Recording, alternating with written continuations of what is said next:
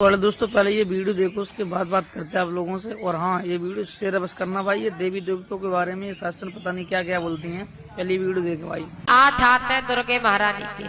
कितने हैं? 8 हाथ हैं। हमें तो यही नहीं पता भैया, 8 हाथ वाली देवी पैदा हुई होगी तो कैसे पैदा हुई होगी? जिस समय उनकी मम्मी ने जन्म दिया होगा, दुर्गे महारानी की मम्मी ने, तो पता नहीं उनके प्राण कहाँ रहे होंगे। पता नहीं कौन सा हॉस्पिटल बना है, उस हॉस्पिटल में 8 हाथ वाली देवी का जन्म हुआ होगा। इनके अम्मा दादा तक को पता नहीं है कि इनके अम्मा दादा है कौन है। काऊ पता नहीं है। अगर 8 हाथ वाली देवी तुम्हारे घर में पैदा हो जाए फिर तुम्हें कैसी लगेगी? हाय दैया, तुम लोगों के 2 हाथ वाले पैदा हो तो भैया 2 महीना उठती नहीं है खटिया से। अरे 8 हाथ वाली देवी मैया कैसे पैदा हुई होगी? दिमाग लगाओ तुम लोग अपना। है अगर 8 हाथ वाली देवी ऐसी लड़की तुम्हारे घर में आ जाए तो अच्छी लगेगी? है अच्छी नहीं लगेगी ना। तो फिर इनकी अपने घर में फोटो और इनकी पूजा भी नहीं करनी चाहिए आप लोगों को। अब हनुमान को कोई सूरत है हनुमान की, है? हनुमान का मुंह कैसा है? अगर हनुमान जैसा ही संतान अगर तुम्हारे घर में मिल जाए तो तुम्हें कैसी लगेगी वो संतान? ऐसो गल फुल्ला मुंह जैसा हो जाए तुम्हारे घर में तो तुम्हें वो बेटा कैसा लगेगा? अच्छा लगेगा? अच्छा लगेगा आप लोगों को हनुमान जैसा लड़का? नहीं अच्छा लगेगा ना। अब काली मैया को तो रुपया सो है, अगर काऊ के सामने खड़ा कर दो तो काऊ बच्चा को बुखार इतनी जोड़ के आएगा कि 1 महीना तक बुखार नहीं जाएगा उसका, है ना। और आप ऐसी देवी काली उली मैया की पूजा करती हो। अरे अच्छे लोगों का गुणगान अपने घर में फोटो लगाओ। बाबा साहब का लगाओ, बड़े सुंदर थे बाबा साहब, बड़े विद्वान थे। जैसा कोई आज की दुनिया में इतना बड़ा विद्वान ही नहीं हुआ। अब गणेश भगवान है, हमें तो यही नहीं समझ में आता कि गणेश भगवान आधे इंसान है और आधे जानवर है। अब हमें यही नहीं पल्ले पड़ता है कि देखो हाथी का बच्चा भले छोटा हो लेकिन गर्दन उसकी छोटे पे भी मोटी होती है भैया, है? अब गणेश की गर्दन और हाथी की गर्दन कैसे मैच खाई होगी? है इंसान की तो इतनी सी होती है 4 इंची की, और गणेश भगवान कि ऊपर का जो सर है वो हाथी का लगा है। अब हाथी का बच्चा भी तुम समझो, लेकिन तब भी गर्दन उसकी मोटी होती है। लेकिन गणेश भगवान से मैच कैसे खा गया हाथी का सर? सोचने वाली बात है ना। अब वो हाथी का सर है और पेट इंसान का है।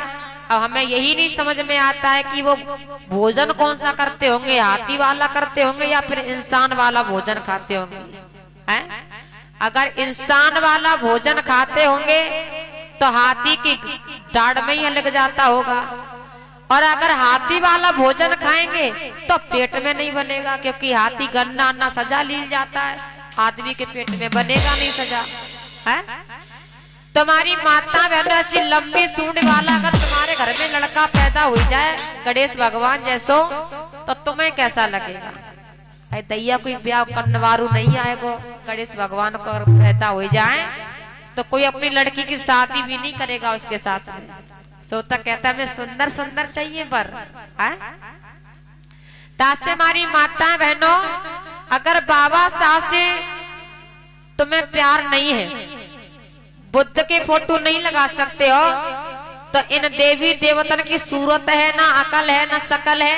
अगर इनसे अच्छा तो आप हीरो हीरोइन की फोटो लगा लो, ताकि अच्छे बच्चा तो पैदा हुई जाए तुम लोगों ने, है? नहीं तो बाबा साहब, बुद्ध की, रमाबाई, सावित्री बाई ऐसे महापुरुषों के फोटो लगाओ तो तुम्हारे घर में बेटी और बेटा सुंदर सुंदर और पढ़े लिखे विद्वान बने बड़े होकर के।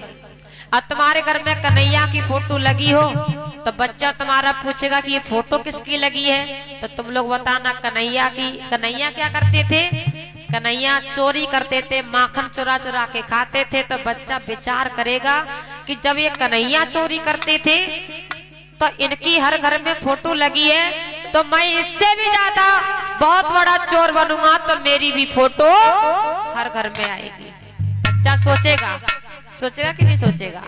और शंकर भगवान की फोटो बच्चा देख लेगा तो कहेगा ये क्या करते थे? तो आप लोग बताना, ये तो नशा करते थे। और भैया नशा का सुनेगा तो बच्चा सोचेगा जब ये इतना पीते होंगे तो हम इनसे और ज्यादा बड़े नशेड़ी बने तो हमारी फोटो हर घर में आएगी। ये बच्चा सोचेगा तुम्हारा। अरे बाबा साहब की फोटो लगाओ, जो तुम्हारा बच्चा पूछे कि ये फोटो किसकी लगी है? अरे बाबा साहब ने भारत का संविधान बना करके तैयार किया। बाबा साहब डिग्रियों को प्राप्त करके विदेशों से लेकर के आए। बाबा साहब जैसा ज्ञानी आज तक की दुनिया में नहीं हुआ। तो बच्चा विचार करेगा कि जब बाबा साहब इतने पढ़े थे तो बाबा साहब से थोड़ा कम हम भी पढ़ लें तो थोड़ा बहुत नाम हम भी दुनिया में करके दिखाएंगे। ये बच्चा तुम्हारे विचार करेंगे। लेकिन याद रखना, मेरे समाज में कोई एक साल में एक बार बुद्ध कथा हो जाती है, उसी को मेरे समाज की माता बहनों सुन लेती है। लेकिन ब्राह्मण क्षत्रियों के घर में हमेशा कोई न कोई कार्यक्रम चलता रहता है। अखंड रामायण, कभी भागवत, कभी कुछ। उनके बच्चे बचपन से इतिहास जानते हैं। हमारी समाज की माता बहनों कभी अपने घर में अपने महापुरुषों की चर्चा नहीं करती है। करते हो आप लोग? कभी नहीं करते हो। यानी मेरी माता बहनों, शाम के वक्त सब बच्चे तुम्हारे इकट्ठे हो जाते हैं तो जैसा यहाँ पे आप लोगों को बताया जाता है, अपने सारे बच्चों को साथ में बिठा करके 1 घंटा महापुरुषों के बारे में आप लोग चर्चाएं किया करो, ताकि तुम्हारे बच्चों के दिमाग में बार बार वही बात आए।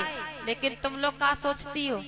हाँ, वो भगत जी बहुत बढ़िया थे, विचार फूक से हमारे लल्ला को ठीक कर दो है। तुम लोग ये ज्यादा विचार लगाते हो। इसलिए माता बहनों कहना,